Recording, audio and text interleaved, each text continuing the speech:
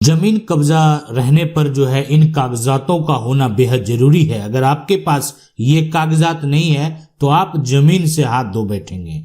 आज हम आपको सुप्रीम कोर्ट का वो फैसला जजमेंट भी बताएंगे, यानी जिसमें जो है अवैध कब्जा को लेकर क्या कहा गया है ये आप जरूर जान लें। देखें, अगर आपके पास कोई भी जमीन है, दादा हो, परदादा हो, पूर्वज हो, जिनकी भी जमीन है, और अगर आपके जमीन को कोई कब्जा कर लिया है, अब कब्जा करने वाला जो व्यक्ति होता है वो या बाहरी व्यक्ति होता है या आपके हिस्सेदार होते हैं।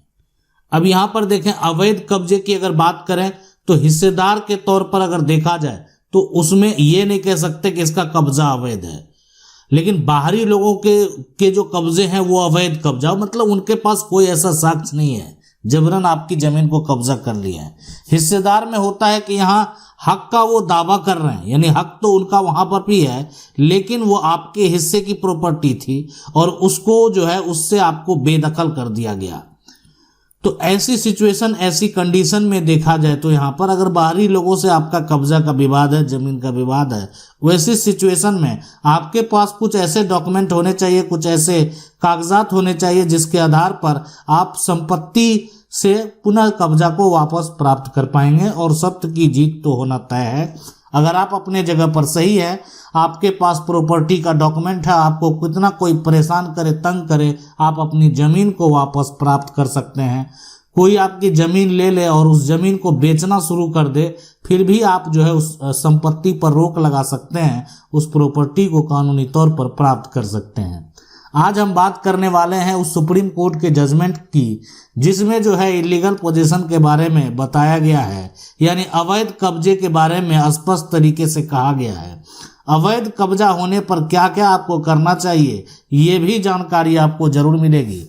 देखें, सबसे पहले आपको करना क्या है कि अगर आपकी जमीन है और आपका जो जमीन है उसका कागजात कानूनी तौर पर आपके पास है, डॉक्यूमेंट आपके पास है, तो वैसी सिचुएशन में और जो व्यक्ति आपकी जमीन को अवैध कब्जा किया है उसके खिलाफ शिकायत दर्ज कराना बेहद जरूरी है।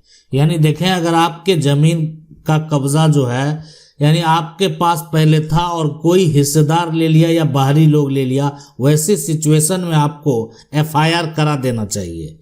यानी एफआईआर जो आप दर्ज कराएंगे, ये बात जरूर जान लें कि एफआईआर जो है एक सबूत है और उसका जो एक तरह से रिसीविंग है वो आप जरूर यहाँ पर प्राप्त कर लें। अगर ये रिसीविंग जो है आपको नहीं मिल रहा है, यानी आप थाने में एफआईआर कराने जाते हैं और आपका ये जो एफआईआर का आवेदन है वो तो ले लिया गया, आपको रिसीविंग नहीं दिया जाता है, या आपके द्वारा किए गए एफआईआर पर किसी प्रकार का कोई एक्शन नहीं लिया जाता है, तो अब आप क्या करेंगे, एफआईआर जो कराएंगे वो एफआईआर को डाक द्वारा आप भेज दें। डाक के द्वारा जैसे क्या होता है, आपको भेजना कहाँ, थाने में, तो थाने में जो है आपको अपने जो बगल में पोस्ट ऑफिस है ना, वहां से क्या करेंगे, भेज देंगे। आज भेजेंगे कल पहुंच जाएगा।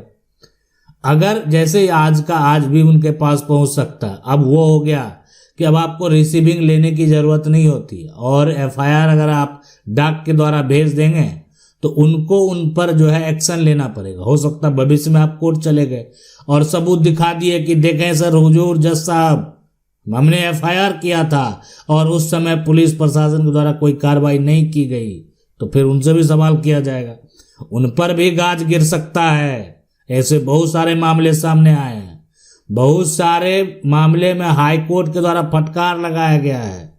अब सुप्रीम कोर्ट तक तो बहुत जो मामले हैं, यानी आपको देखने को मिलेगा कि हाई कोर्ट तक ही निपट जाते हैं, लेकिन हम जो बात करने वाले हैं वो आपके पास सुप्रीम कोर्ट के उस जजमेंट की, सुप्रीम कोर्ट के उस फैसले की, और उस फैसले में सुप्रीम कोर्ट ने क्या कहा ये भी आपके लिए बेहद जरूरी है। आज उस बात करेंगे विवाद की। सबसे पहले देखें यहाँ पर सुप्रीम कोर्ट का फैसला, यानी जो है यहाँ पर सुप्रीम कोर्ट का फैसला जो जजमेंट है। अब इसमें अगर बात करें सबसे पहले तो किसके बीच में विवाद हुआ, तो विवाद हुआ यहाँ पर जो है राजेंद्र सिंह और बनाम जो है यहाँ पर संता सिंह। अब इनके बीच में विवाद हुआ, राजेंद्र सिंह और बनाम संता सिंह। और ये सुप्रीम कोर्ट का फैसला है। और ये जो जजमेंट है, देखिए जजमेंट को आप नाम से सर्च कर सकते हैं। ये जो जजमेंट की अगर बात करें, ये यानी कब्जा को लेकर है, अवैध कब्जा, इलीगल पोजीशन के को लेकर है। अब आप कहेंगे कि इसका केस नंबर रहता तो हम इस जजमेंट को निकाल सकते हैं। बिल्कुल बताएंगे, केस नंबर बताएंगे आपको। तो देखें यहाँ पर केस नंबर जो है वो इसका यानी है 1027 ऑफ यानी 1967। ये है केस नंबर, बहुत पहले का मामला है, ठीक है। और ये जजमेंट जो है यानी ये ही 1973 का है, पुराना मामला है। लेकिन ये जजमेंट आप जाकर देख सकते हैं, जजमेंट को पढ़ सकते हैं। यहाँ पर जमीन कब्जा को लेकर है, सुप्रीम कोर्ट ने इस जजमेंट में जो है साफ साफ कह दिया कि जो जमीन मालिक है यानी उनके पास सबसे पहले वैध दस्तावेज होने चाहिए। यानी वैध दस्तावेज, ऐसा दस्तावेज, यानी सुप्रीम कोर्ट का कहना है वो दस्तावेज आपके पास, ये कागजात रहना जरूरी है। यानी वो दस्तावेज है आपके पास यहाँ पर जो है रजिस्टर्ड डॉक्यूमेंट। अब ये रजिस्टर्ड डॉक्यूमेंट में आप अगर बैनामा कराए हैं तो बैनामा होना चाहिए। आपका अगर केवाला है तो केवाला, या कह सकते हैं कि अगर आपका जमीन जो है एक तरह से खाता खतौनी है तो आपके जमीन का जो खतियानी जमीन है तो खतियान होना चाहिए। साथ में जो है आपके पास लगान रसीद होना चाहिए। तो ये सभी ऐसे दस्तावेज हैं जो दस्तावेज ये बात साबित करेंगे कि आपके पास प्रॉपर्टी का टाइटल है और कानूनी तौर पर आपका इस पर मालिकाना हक होने वाला है। यानी ये सुप्रीम कोर्ट का राजेंद्र सिंह बनाम संता सिंह का जो फैसला है, यानी आपके पास अगर वैध दस्तावेज है, वैध डॉक्यूमेंट है, तो फिर आपको कोई टेंशन लेने की जरूरत नहीं है। यानी कोई भी आपकी जमीन को अगर यहाँ पर अगर बात करें जो है अवैध कब्जा करके या गलत तरीके से अगर जो है यहाँ पर, ठीक है, गलत तरीके से अगर कोई कब्जा कर लिया, तरीके से अगर कोई क्या किया यहाँ पर जो है कब्जा कर लिया है, तो ऐसी सिचुएशन में क्या होगा कि जो संपत्ति है, जो प्रॉपर्टी है, सुप्रीम कोर्ट ने इस फैसले में यह भी कह दिया कि अवैध कब्जा करना या उसको जारी रखना जो है ना तो हस्तांतरण जैसा है और ना ही उसके बराबर है। यानी अगर आप इस तरह का कोई भी गलत कार्य करेंगे, यानी आप किसी के जमीन को कब्जा अगर कर लिए हैं, तो इसका मतलब ये नहीं कि आप जो है अपने नाम पर उस प्रॉपर्टी को करवा लेंगे, अपने नाम पर जमीन का दाखिल खारिज करवा लेंगे। ऐसा कुछ भी आप नहीं कर सकते हैं। अब रही बात यहाँ पर देखें, आपका कब्जा अवैध है और वैध कब्जा आपका तभी माना जाएगा, प्रॉपर्टी के मालिक जो है कानूनी तौर पर वही माने जाएंगे जिनके पास जो है प्रॉपर्टी का रजिस्टर्ड डॉक्यूमेंट हो।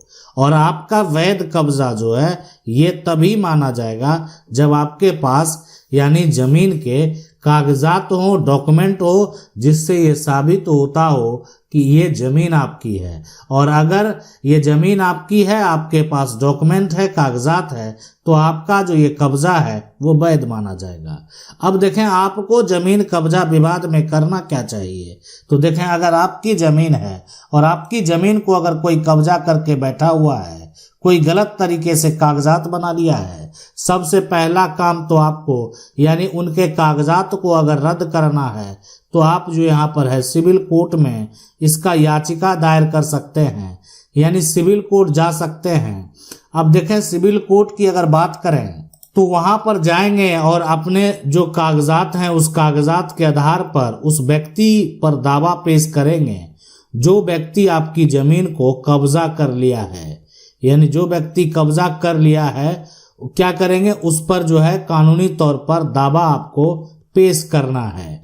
अब देखें ये दावा पेश करने की बात अगर यहाँ पर देखा जाए तो यही कहता है हमारा कानून। इसी प्रकार से आप अपने प्रॉपर्टी से जो है कब्जा को वापस प्राप्त कर सकते हैं। आशा करते हैं वीडियो अच्छा लगा होगा। वीडियो को लाइक जरूर कर दे। चैनल को पहली बार देख रहे हैं सब्सक्राइब करके जो बेल आइकन है उसको जरूर दबा लें। मिलते हैं अगले वीडियो में, तब तक के लिए जय हिंद।